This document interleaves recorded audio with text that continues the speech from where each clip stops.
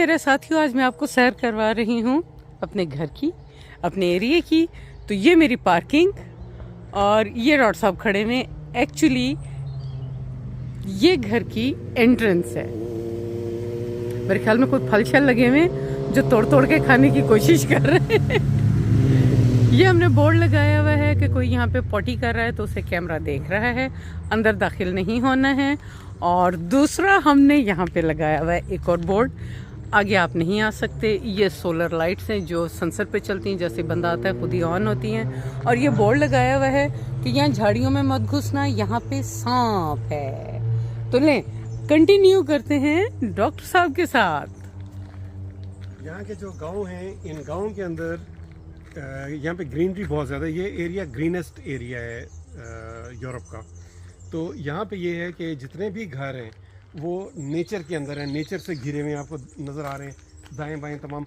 बिल्कुल इसी तरह जिस तरह स्वात में आप जाते हैं ना, स्वात में जो पुराना स्वात था, तो उसमें जब आप गांव में आप जाते थे तो गांव में ग्रीनरी होती थी, ग्रीनरी के अंदर घर होते थे। यहाँ पर भी आप इसी तरीके से देखें, यहाँ पर आपके इर्द गिर्द सारी ग्रीनरी है। अब इस ग्रीनरी में हमने यहाँ पर जो है वो लगाया हुआ है, जो यहाँ पे हम अपना कूड़ा डालते हैं। इस कूड़े का फ़ायदा ये होता है, हमने कूड़ा सेपरेट किया हुआ है। जो खाने वाला कूड़ा है ना, वो इसमें डालते हैं।